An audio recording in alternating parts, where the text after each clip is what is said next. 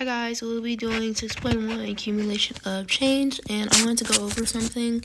What's your area under the curve? What it means by area under the curve, it means from the area from the x-axis to the line, and it doesn't matter if the line is under, it will still go towards the x-axis. And here we're getting started into our first equation. I don't know why I rewrote the title.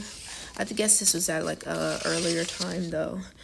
But we're gonna get into the first problem. It says how many people are in the museum after 5 hours. So we know automatically our interval is gonna be from 0 to 5 hours, right? And when we find the area from the line to the x-axis, that just means that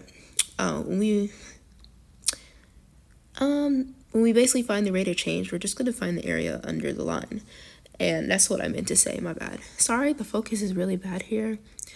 But here it will be, to get the area of the first rectangle, that would be A equals B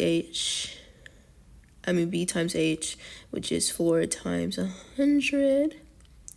Wonderful, equals 400. So that would be for that one shape, that one rectangle right there. And then we have to find a triangle, and that would be A equals 1/2 base times height, and 1/2 times 1 times 100, because the height is 100 and the base is 1.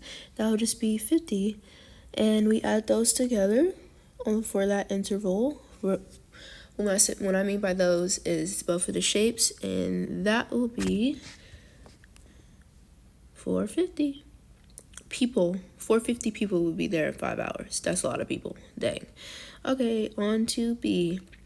It says how many people are in the museum after 10 hours. And that would just be like the whole line from 0 to 10 on the interval. And yeah, we already got our first part, which is 450. And now we're gonna get the area under the x-axis. So when there's a line that's under the x-axis and we're counting the area towards the x-axis, you have to put a negative because it's decreasing. It's not increasing like the other half. So that's very important to know when your line is under the x-axis. That area would just be negative. But since I already changed my colors just to distinguish it, and to get the triangle of the first shape, it would be 1/2 base times height. So it's 1/2 times 2 times negative 100, and that would just be negative 100. And for the other shape, which is a square, it would just be base times height, so it would be 2 times negative 100, and that'll equal negative 200. And my last triangle will be 1/2 base times height equals to 1/2 times 1 times negative 100. So there you go. That will be, going a little slow here, that will be negative 50. And to add it all up, dang, I'm going really, really, really slow. It would just be 450 minus, because I'm adding all the blue, and all the blue would be negative 350 and all of that. So it'd be 450 minus 350, and that will equal 100 people will be at the museum after 10 hours. I'm a little slow. I don't know why I wrote all that. I'm writing it again so I can see it. Not so you can see it, so I can see it, which is really sad. Yeah. 100 people.